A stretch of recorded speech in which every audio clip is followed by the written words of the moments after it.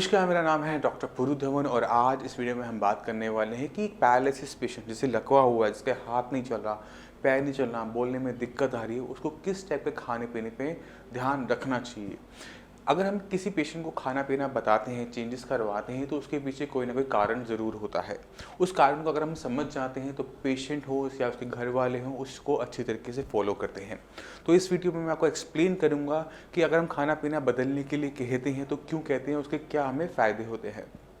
तो paralysis patient में सबसे बड़ा जो कारण होता है लकवे का, वो होता है ब्रेन स्ट्रोक, यानी दिमाग के अंदर किसी टाइप का थक्का आना या दिमाग के अंदर नस का फट जाना। जब कभी ऐसा होता है तो ब्रेन के अंदर नुकसान होता है, ब्रेन की टिश्यू को नुकसान होता है, ब्रेन के अंदर जो न्यूरॉन्स हैं उनको नुकसान होता है।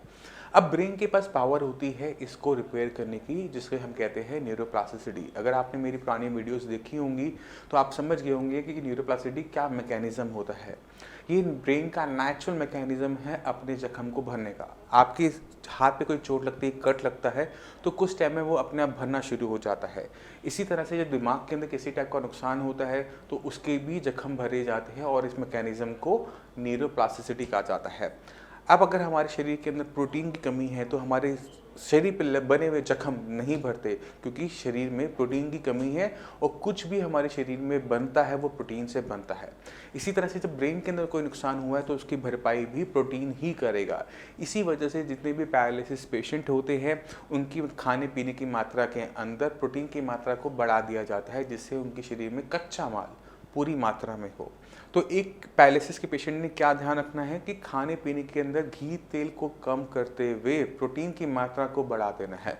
अक्सर पेशेंट गलती क्या कर बैठते हैं कि वो अपना ऑयली तो छोटे हैं कि घी नहीं खाएंगे, ऑयल नहीं खाएंगे, डीप फ्राइड नहीं खाएंगे, और जाने अनजाने में छोटी सी गलती क्या कर बैठते हैं कि वो सब्जियों पे ज़्यादा खाना शुरू करते हैं कि घिया तोरी टिंडा खाएंगे और हम जल्दी ठीक हो जाएंगे। मगर अगर एक पैरालिसिस का पेशेंट सिर्फ घिया तोरी टिंडा खाता है तो उसकी बॉडी में सही मात्रा में प्रोटीन नहीं जा पाता और उसकी कंडीशन डे बाय डे खराब होती चली जाती है, क्योंकि बॉडी में वीकनेस आनी शुरू हो जाती है। तो एक पैरालिसिस पेशेंट को डाइट के अंदर प्रोटीन बढ़ाते हुए दूध, दालें, फिश और एग वाइट को बढ़ा देना चाहिए, क्योंकि इससे आपको स्ट्रोक नहीं आएगा दोबारा से, इससे क्लॉट दोबारा नहीं बनेगा, मगर आपके शरीर के अंदर प्रोटीन की मात्रा सही जाने की वजह से कच्चा माल प्रॉपर तरीके से होगा, जिससे आपकी ब्रेन के अंदर जो हीलिंग प्रोसेस है वो एडवांस होता चला जाएगा, इंप्रूवमेंट आती चली जाएगी। लकवे के ट्रीटमेंट के अंदर सबसे खराब चीज़ क्या होती है कि ये जो जख्म बनने की प्रक्रिया होती है, जिसे न्यूरोप्लास्टिसिटी मैंने आपको बताया, ये पहले 6 महीने में ऑटोमेटिक तरीके से, नेचुरल तरीके से चलती है। तो जब आपको कभी ब्रेन का स्ट्रोक होता है, पेशेंट पूरा बेड पर होता है, चल नहीं पाता, बोल नहीं पाता, मगर अगले 6 महीने के अंदर इसमें काफ़ी अच्छी इंप्रूवमेंट होती है। इस 6 महीने में कोई दिक्कत खास हमें देखने को नहीं मिलती, क्योंकि पेशेंट में रिकवरी हो रही होती है, तो हमें एक होप होती है कि पेशेंट हमारा ठीक होता चला जाएगा और एक दिन वो पहले की तरह हो जाएगा। मगर जैसे जैसे टाइम बीतता है तो हमें एक और दिक्कत देखने को मिलती है कि 6 महीने बीतने के बाद जो उसमें इम्प्रूवमेंट आ रही होती है वो धीरे धीरे बंद हो जाती है और कई साल बीत जाते हैं तो भी उसके अंदर इम्प्रूवमेंट देखने को नहीं मिल रही होती, क्योंकि जो रिकवरी ब्रेन के अंदर हो रही थी न्यूरोप्लास्टिसिटी से, अब वो बंद हो जाती है। तो उसको स्टार्ट करने के लिए हमें थोड़ा सा मेडिसिन का रोल ज़रूर लेना पड़ता है, हेल्प ज़रूर लेनी पड़ती है, मगर जब हम मेडिसिन स्टार्ट करते हैं तो आपको अपनी प्रोटीन की मात्रा को बढ़ा देना चाहिए, क्योंकि ब्रेन उसको अच्छी तरीके से कंज्यूम करते हुए ही आपकी ब्रेन के अंदर रिकवरी लेकर आ पाएगा, आपकी बॉडी रिकवरी लेकर आ पाएगी, और जैसे जैसे रिकवरी आएगी वैसे वैसे आपके हाथ और पैर की काम करने की क्षमता वापस आनी शुरू हो जाती है। तो पहला ध्यान हमें ये रखना होता है कि अपने खाने पीने के अंदर प्रोटीन की मात्रा को बढ़ाना होता है। मगर सिर्फ प्रोटीन से काम नहीं चलता, हमारे जो नर्वस सिस्टम है उसके लिए एक बहुत इंपॉर्टेंट विटामिन होता है, वो होता है विटामिन B12। और हमारी जो स्केलेटन होता है, हमारी जो मस्कुलोस्केलेटन सिस्टम है, उसके लिए एक बहुत इंपॉर्टेंट विटामिन होता है, वो है विटामिन डी। तो अगर किसी भी पैरालिसिस पेशेंट के अंदर विटामिन डी डेफिशिएंसी है या विटामिन B12 की डेफिशिएंसी है, तो हम क्या देखते हैं कि उनमें रिकवरी स्लो होती है। तो हमें विटामिन डी की डेफिशिएंसी को ख़त्म करना होता है, विटामिन B12 की डेफिशिएंसी को ख़त्म करना होता है। अब सवाल ये उठता है कि ये किन चीज़ों के अंदर होता है। ये विटामिन डी हो चाहे विटामिन B12 हो, ये सारा का सारा हमें नॉन वेज मटीरियल से मिलता है। मगर इंडिया के अंदर हम क्या देखते हैं कि मैक्सिमम पेशेंट जो होते हैं वो प्योरली वेजिटेरियन होते हैं। इसकी वजह से उनके अंदर नेचुरल तरीके से ही विटामिन डी और B12 की कमी होती है, तो उसे हमें पूरा करना पड़ता है with the help of supplements. Vitamin D की टेस्ट करवाने के बाद ही विटामिन डी के सप्लीमेंट दिए जा सकते हैं, और विटामिन B12 एक ऐसा विटामिन है जो कि वाटर सॉल्युबल विटामिन होता है।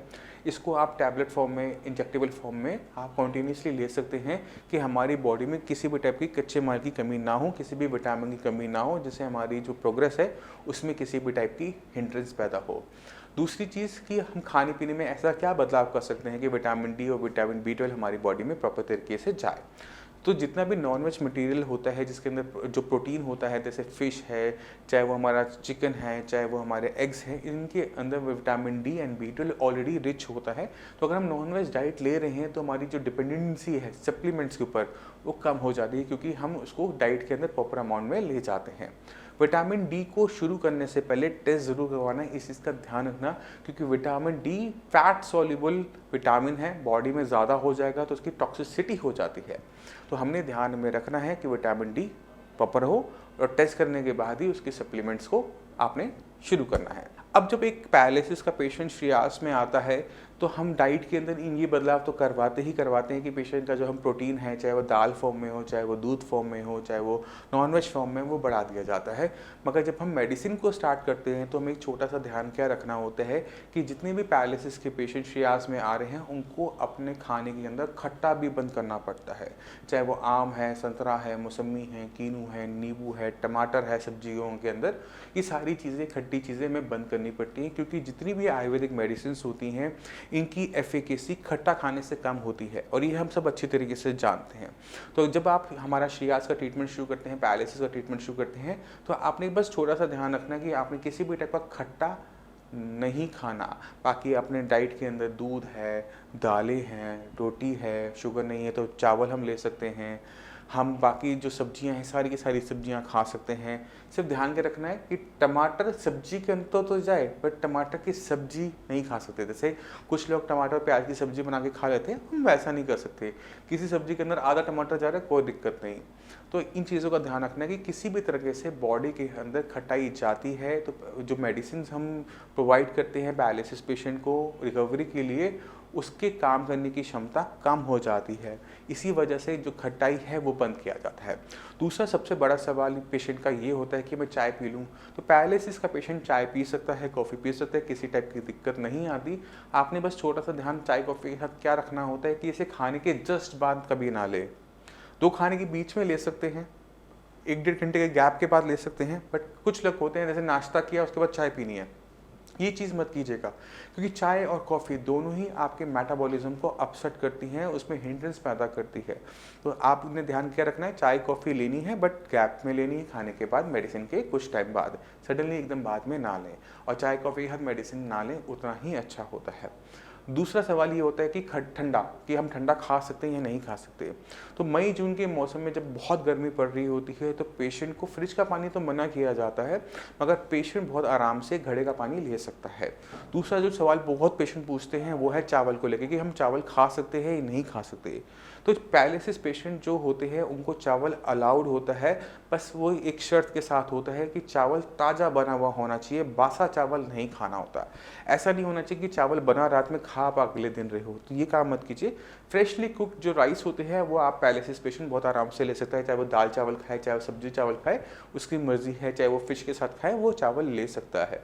तो इससे किसी टाइप की दिक्कत नहीं होती। बस आपने एक चीज़ का और ध्यान रखना होता है चावल के साथ, कि चावल के अंदर स्टार्च की मात्रा ज़्यादा होती है। पेशेंट अगर डायबिटिक है, शुगर है उसको, तो चावल की जो परहेज जो आपको शुगर की वजह से बताया गया है वो आपने फॉलो करना है।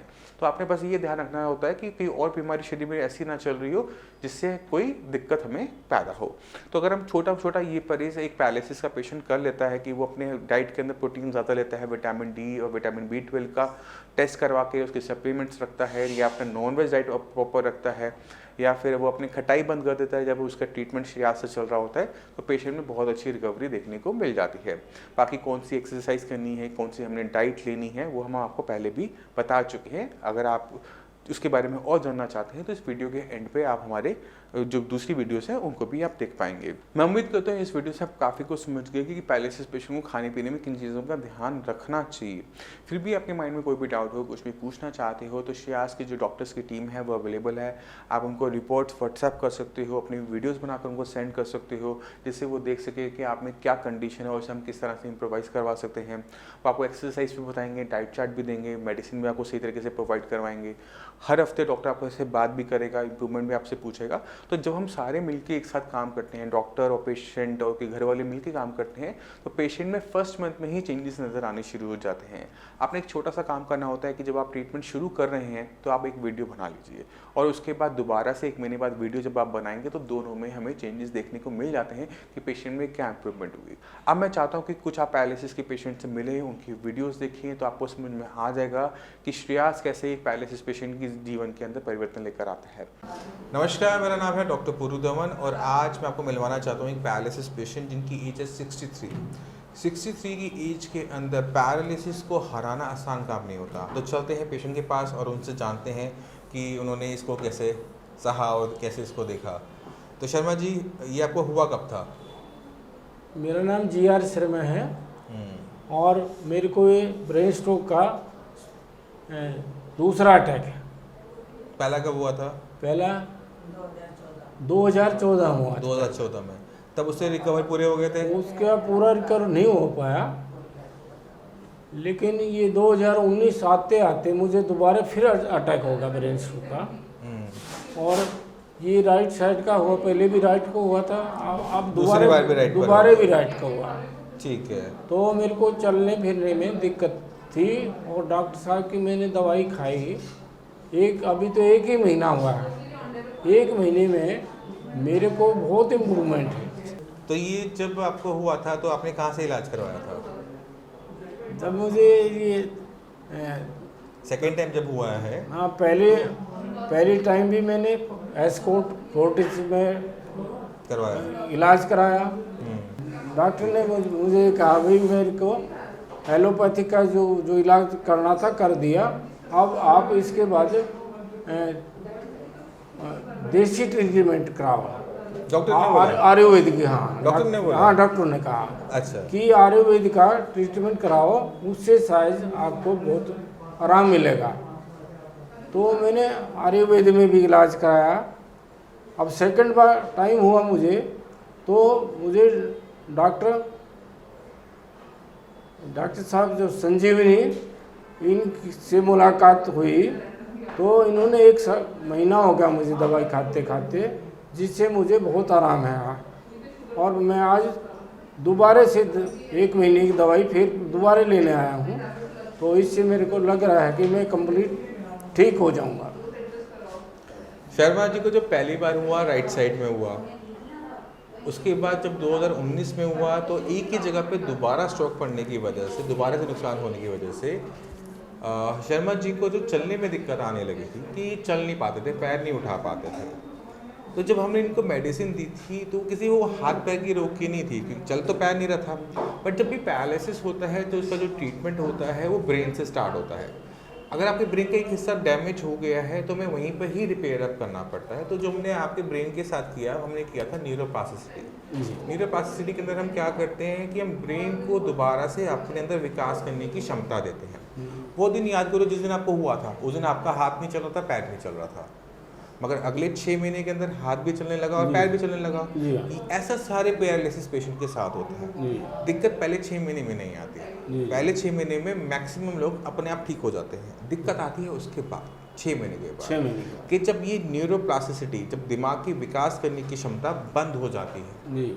आपका एक जख्म हुआ तो कुछ टाइम में वो भरेगा, अगर वो टाइम से नहीं भर पाया तो वो नासूर बन जाता है।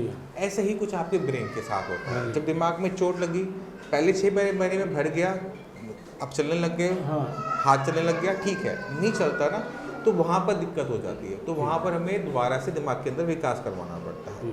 जब वो डेवलपमेंट स्टार्ट होती है तो आपके अंदर चेंजेस आने शुरू हो जाते हैं। वही आपने देखा। अब आपने इनकी पहले वाली वीडियो देखोगे और बाद वाली वीडियो देखोगे तो उसमें आपको खुद ब खुद ज़मीन आसमान का फ़र्क नज़र आना शुरू होता है। ये इसलिए होता है कि जब हम सही तरीके से सही जगह पे काम करते हैं। तो जो बाकी जो पैरालिसिस पेशेंट हैं उन्हें कुछ कहना चाहोगे? हाँ, बहुत जल्दी है, मैं मानता हूँ बहुत जल्दी, कभी 1 महीना हुआ है, बट 1 महीने की इम्प्रूवमेंट देख के कुछ कहना चाहोगे उनको? नहीं, ऐसा है डॉक्टर साहब का इलाज 1 महीना होगा मुझे, इंजेक्शन भी ले दिए हैं कुछ और दवाइयाँ भी दी हैं। मुझे फीलिंग ये हो रही है कि मैं जल्दी रिकवरी आपकी और कर लूँगा और जल्दी से मैं ठीक भी हो जाऊँगा एकदम से। ठीक तो आप हो गए हो, हो गया डॉक्टर एक बार चल के दिखाना है इनको अभी सबको। जी, जी, जी।